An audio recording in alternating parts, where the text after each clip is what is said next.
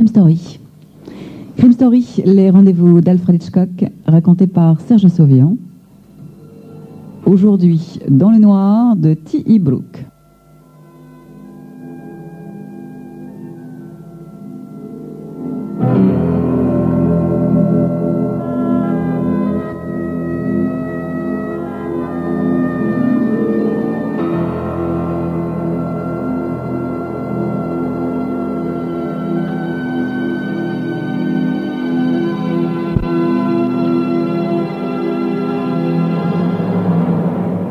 Les longues branches des saules se balancent mollement sous les fenêtres de l'hôpital.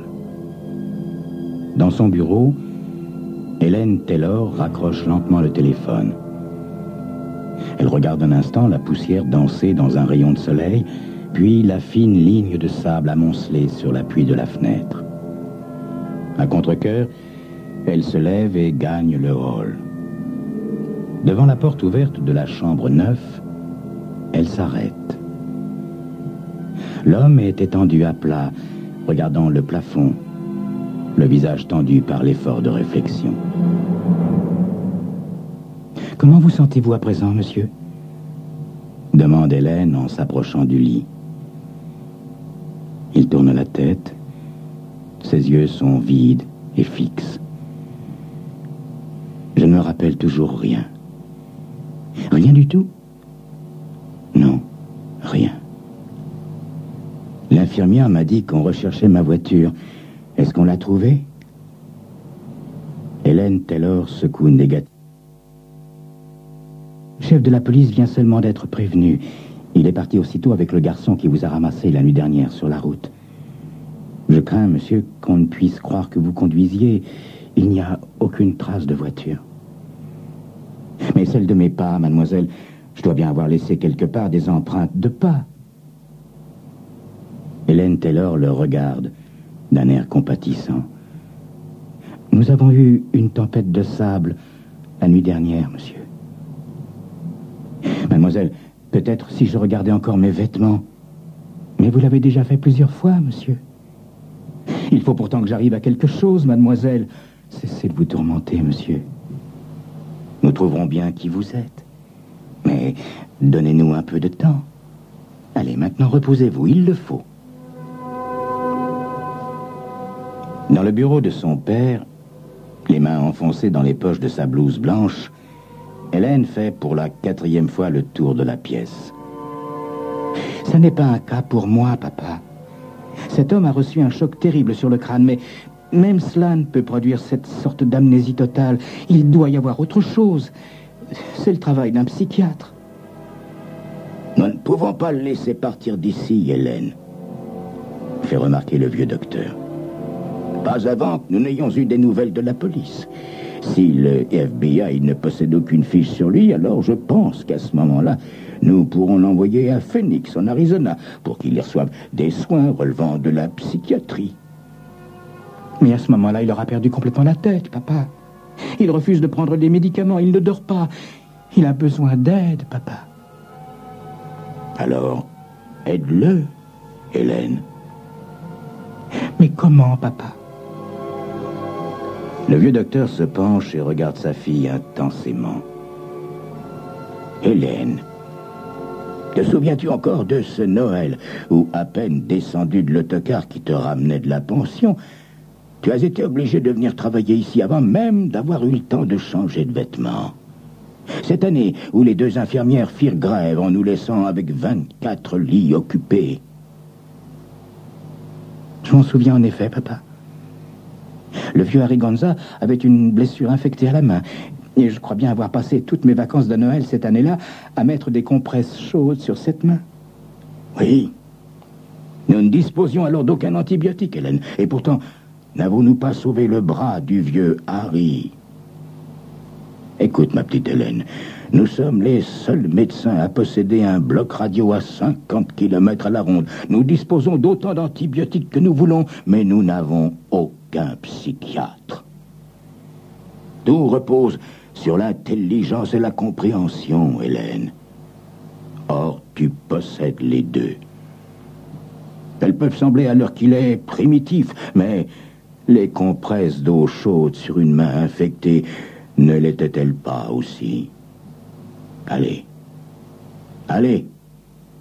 Et faites de votre mieux, docteur Hélène Taylor. Quelques heures plus tard, Hélène s'arrête devant la chambre numéro 9. Peut-être dort-il à présent. Ce serait le premier pas réparateur. Le sommeil empêchera la panique et la folie de s'emparer de lui. Mais l'homme ne dort pas. Son visage est tiré, hagard, ses yeux fiévreux. Près de lui, sur la table de chevet, le plateau de son dîner intact. Le cœur de la jeune femme se serre. Qu'y a-t-il donc, monsieur?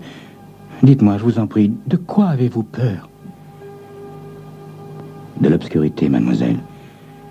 J'ai peur de l'obscurité. Est-ce si mal, monsieur?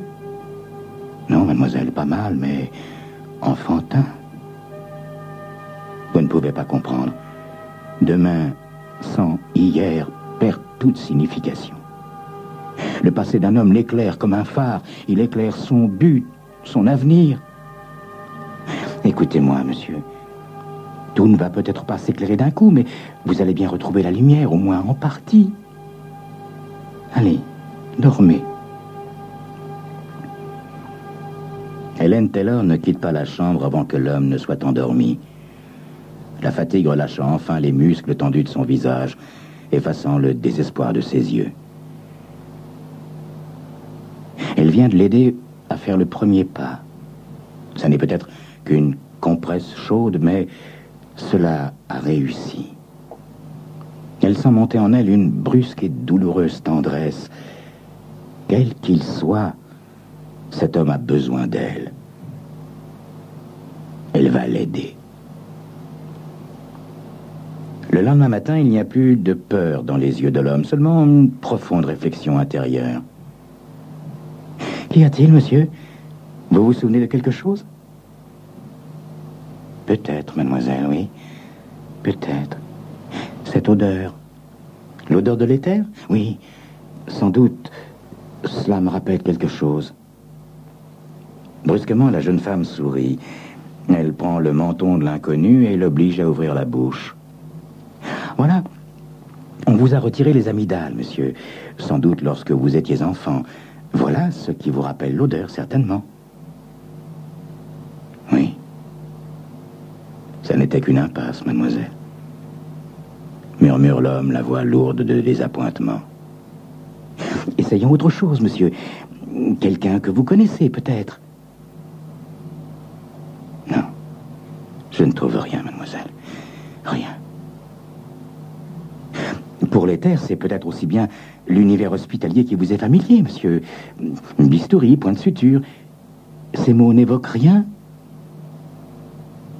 Non, mademoiselle. Rien. Oh, c'est inutile, inutile. Pourquoi perdez-vous votre temps avec moi, mademoiselle? Il y a certainement d'autres malades qui ont davantage besoin de vous. Moi, physiquement, je vais parfaitement bien. Et d'abord, pourquoi suis-je même dans un lit? Pour une bonne raison, monsieur. Vous souffrez d'une commotion. Nous devons donc vous garder au lit pendant 2 ou 3 jours, jusqu'à ce qu'il soit prudent de vous laisser vous lever. D'autre part, si coupures et écorchures sont choses légères, l'amnésie, elle, ne l'est pas. En fait, seul un psychiatre vous aiderait à retrouver la mémoire. Hélène se tait, soudain mal à l'aise. Elle attend la réaction de l'homme, mais elle n'obtient qu'un signe de tête, montrant qu'il comprend. Hélas, il n'y a pas de psychiatre aux alentours, monsieur. Nous avons envoyé vos empreintes au FBI et nous sommes obligés d'attendre leur rapport. Vous comprenez?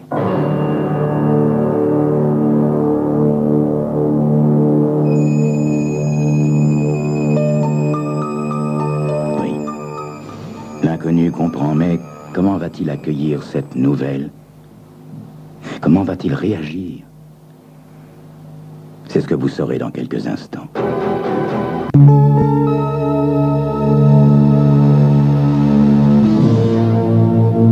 L'homme ne montre aucune réaction. Hélène hésite à poursuivre, pressentant l'insécurité du terrain sur lequel elle s'engage. Monsieur, je me suis documenté sur les cas d'amnésie.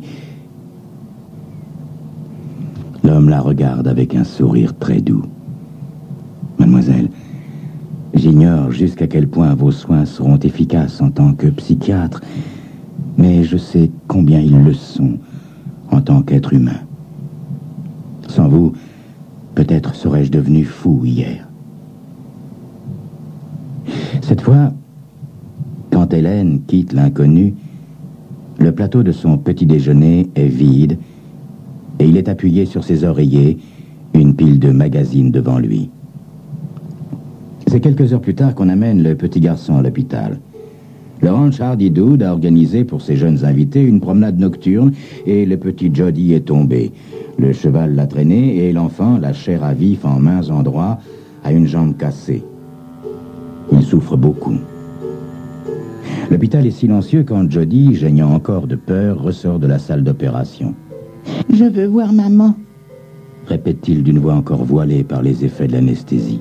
« Oui, ta maman sera bientôt là, Jody, » dit Hélène avec douceur. « Je vais lui téléphoner tout de suite à New York, aussitôt que nous t'aurons installé dans ton lit. » Le petit garçon continue de gémir. « Je veux voir papa aussi. »« Ton papa aussi, » répète Hélène après lui. « À présent, il faut dormir, Jody. Il faut dormir. Ça ira beaucoup mieux demain. »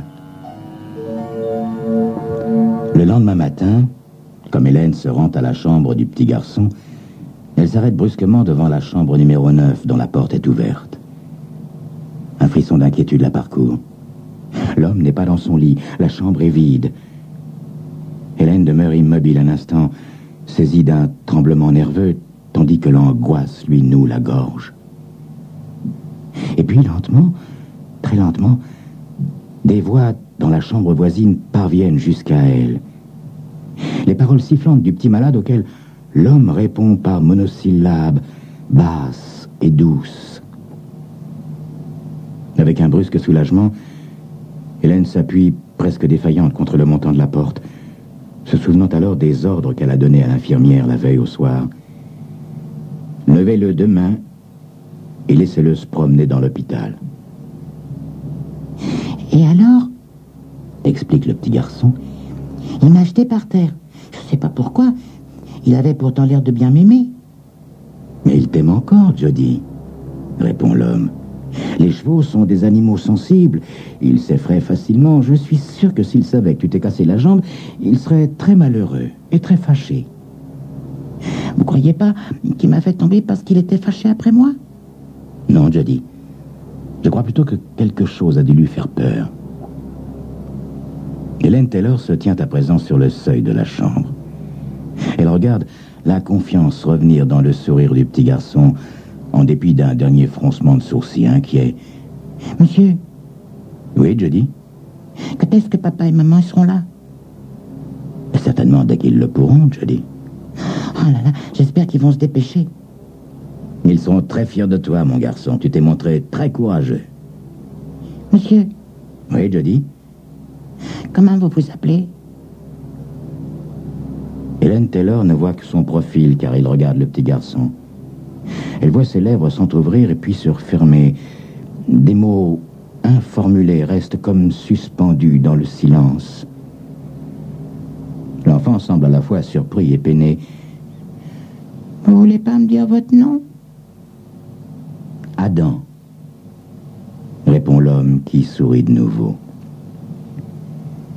Hélène s'éloigne discrètement, mais croise son patient dans le couloir quelques minutes plus tard. Adam, est-ce réellement votre nom, monsieur? Ah, vous avez entendu, mademoiselle Hélène? Oui? L'homme secoue la tête. Oh, ça se pourrait, mais j'en doute. Il fallait répondre, n'est-ce pas? Mais pourquoi ce nom plutôt qu'un autre, monsieur? C'est le premier nom auquel j'ai pensé. En outre, Adam n'avait pas de passé non plus. Oui, heureusement, il a eu un avenir. Vous avez été très gentil avec Jody, monsieur. Vous savez, il pleurait, c'est pourquoi je suis allé dans sa chambre. Il réclame ses parents.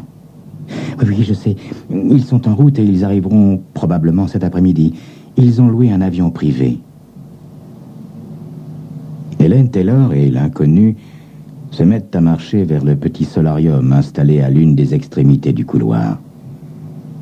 La pièce est vide.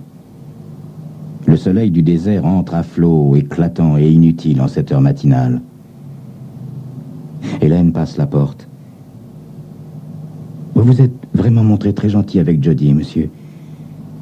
Pensez-vous que vous auriez pu avoir été entraîné à vous occuper d'enfants? Vous savez, Hélène, ce type d'activité ne requiert pas d'entraînement spécial. Elle ne demande que de l'amour. L'amour, pense Hélène. L'amour. Hélène Taylor n'avait encore jamais aimé. Et soudain, elle sentait, en présence de l'inconnu, son cœur battre fort, très fort. Était-ce cela, l'amour? Aimait-elle cet inconnu dont la présence la troublait? Brusquement, l'homme fait un pas vers elle, puis soudain s'arrête. Son visage montre une réserve bizarre et presque douloureuse. Le regard de la jeune femme reste ferme quand il rencontre le sien. Adam, êtes-vous marié? Non, Hélène. Enfin, je ne sais pas, je ne crois pas. Il y a une raison à cela, mais je ne sais pas laquelle. Je ne sais pas laquelle, mais je sais qu'elle existe. L'impression d'un grand vide ne quitte pas Hélène Taylor de toute la journée. Une impression vague et sourde d'avoir pleuré sans larmes. Il se trouve encore à l'hôpital cette nuit-là quand le chef de la police en passe la porte. « Des ennuis, monsieur Black ?» demande-t-elle, heureuse de l'interruption. « Non, pas ce soir, ni accident, ni coup de couteau, simplement quelques nouvelles. Vous savez, les parents du gosse qui est tombé de cheval, ils sont arrivés en avion. Eh bien, le pilote a aperçu un petit appareil accidenté à environ 8 km au sud d'ici. Nous l'avons découvert il y a environ 1 heure, écrasé contre le côté est d'une dune de la route, on ne pouvait pas le voir. Heureusement, aujourd'hui, le pilote a pris ce raccourci pour arriver plus vite. Je crois que nous avons identifié votre amnésique. » Il sort de sa poche un portefeuille en cuir. « Regardez la photo du permis de conduire. C'est bien lui, n'est-ce pas ?»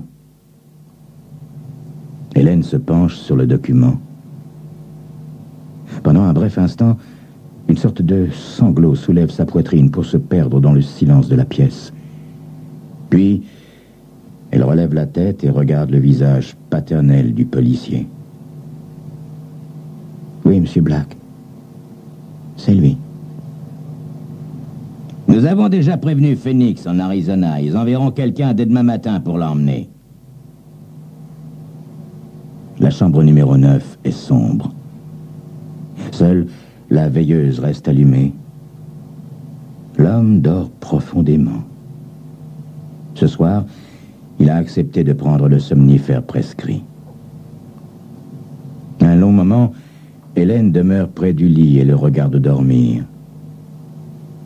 Demain, il retrouvera son avenir.